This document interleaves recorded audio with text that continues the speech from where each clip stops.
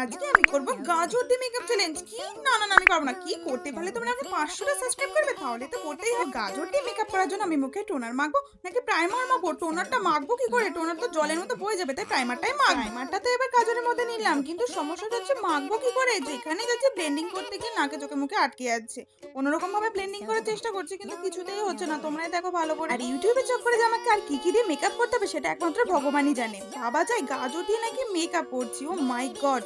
তো কোনোরকম ভাবে তো ব্লেন্ডিং করলাম, কিছুতেই হচ্ছে না। তো একটু হাত দিয়ে ভালো করে মেখে নিচ্ছি। কি আর করা যাবে বলো? ময়শ্চারাইজার বলে খুব একটা সমস্যা হয়নি। মেইন সমস্যা হবে তো মনে হচ্ছে আমার ফাউন্ডেশন ব্লেন্ড করতে গিয়ে। ফেস মেকআপ করার জন্য আমি লিকুইড ফাউন্ডেশন ইউজ করব নাকি স্টিক ফাউন্ডেশন ইউজ করব? লিকুইড ফাউন্ডেশন আমি বেশি ভালোভাবে ইউজ করতে পারবো। স্টিকটা তো একটু ড্রাই হয়ে যাবে, তাই লিকুইডটাই মা। গাজরের মধ্যে তো ফাউন্ডেশনটা নিয়ে নিলাম, এবার ব্লেন্ডটা করবো কি করে সেটাই ভাবছি। কিন্তু যাই বলো তাই বলো, চোখের নিচটা কিন্তু ভালোভাবে ব্লেন্ডিং হচ্ছে। গাজরের নিচটা সরু বলে চোখের তলাটা ব্লেন্ডিং কিন্তু ভালোভাবে হয়ে গেল, কিন্তু মেইন সমস্যা হচ্ছে ফাউন্ডেশনটা ব্লেন্ডিং সারা মুখে কিভাবে করবো? আচ্ছা তোমরা কে কে বলো তো গাজর খেতে ভালোবাসো? আমার কিন্তু একটুখানিও গাজর খেতে ভালো লাগে না। কিন্তু ব্যাপারটা হচ্ছে গাজরে হালুয়া হলে সে একটা অন্য ব্যাপার। কিন্তু কাঁচা গাজর বা গাজর সিদ্ধ বা গাজরের কোনো রেসিপি আমার একটু ভালো লাগে না। গাজর হালুয়াটাই খাই যাচ্ছে। তোমরা কে কি খেতে পছন্দ করো গাজরের? আমাকে কিন্তু কমেন্টস জানিও। আর এই যে গাজরের গায়ে যেসব দাগগুলো দেখতে পাচ্ছ, এরকমই কিছু দাগওয়ালা মানুষ আমাদের জীবনে থাকে, কিন্তু তাদের নিয়েও আমাদের জীবনটা চলতে হয়। কেন? ভালো মন্দ নিয়েই তো আমাদের জীবন। দেখো জ্ঞান দিতে দিতে গাজরটা আমার হাত থেকে পড়েছিল। কি করবো? দাঁত মুখ খিচে যে করে হোক আমাকে কিন্তু ব্লেন্ডটা করতেই হবে তোমাদের জন্য।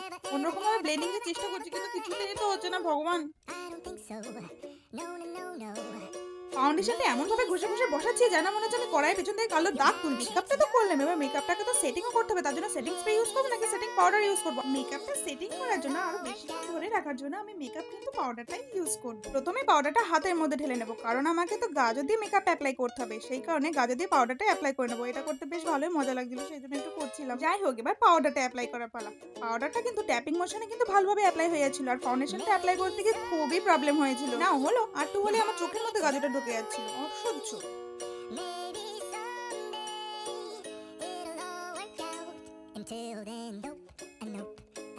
পাউডার দিয়ে তো মেকআপটা খুব ভালোভাবে সেট করে নিয়েছি। মেকআপ তো করে নিয়েছি, এবার আইব্রোটা না করলে হয়? গাজর দিয়ে আমি আইব্রো ফিল আপ করবো নাকি আইব্রো প্লাক করবো? গাজর দিয়ে আইব্রো প্লাক করা হয় নাকি? আইব্রো প্রমেন্ট দিয়ে গাজরটা ফিল আপই করবো। এমা না না, গাজর ফিল আপ করবো না, আইব্রো ফিল আপ করবো।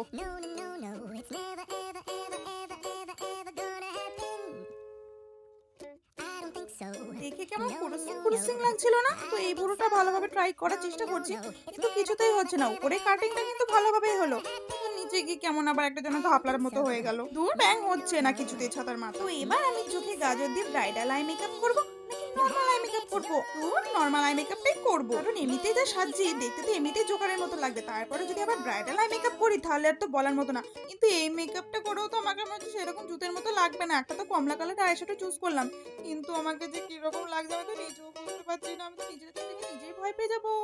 ও মাই গড! চোখের মধ্যে গা যদি আইশ্যাডোটা তো ভালো করে আস্তে আস্তে ডলে নি, তারপরে যা হবে দেখা যাবে। চোখ খুলতে পারলে ভালো, আর যদি অন্ধ হয়ে যায় তাহলে তো আরো ভালো। না না, ভালো না।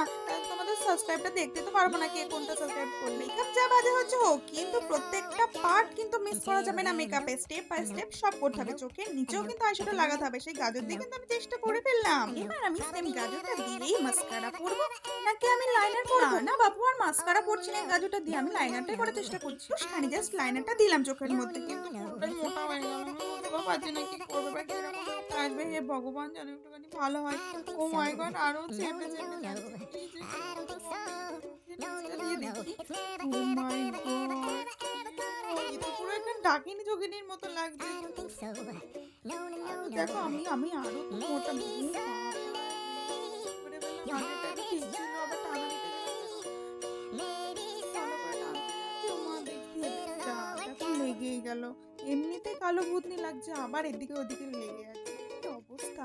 একটুখানি নিচে তো দেবো, একটুখানি তো ভালো হবে লুকটা, নাকি লোকে কি দেখাবো? মানে লোকে তো আমাকেও তো প্যাক করবে না। সরি সরি, প্যাক করবে না, প্যাক মারবে লোকে কমেন্ট। তোমরা কি আগে কখনো এরকম বিভৎস বিশ্রী আইলাইনার পরা দেখেছো? দেখবে কি করে? আমার চ্যানেলে দেখে নাও। এবার সেম গাজরটা দিয়ে আমি গালে হাইলাইটার দেবো নাকি ব্লাশ দেবো?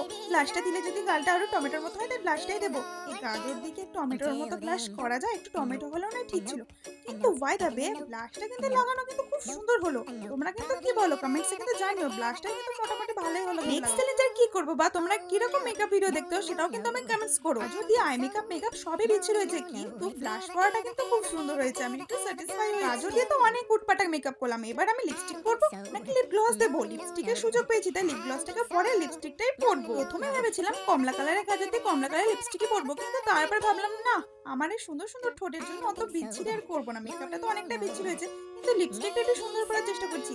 বাই দ্য ওয়ে ব্লাশ আর লিপস্টিকটা এই দুটোই কিন্তু আমার মনে হচ্ছে বেশ ভালোভাবেই লাগবে। এবার মনে হচ্ছে পেরেছি, ফাইনালি আমি একটা ভালো করতে পেরেছি, আমি লিপস্টিকটা ভালো করতে পেরেছি।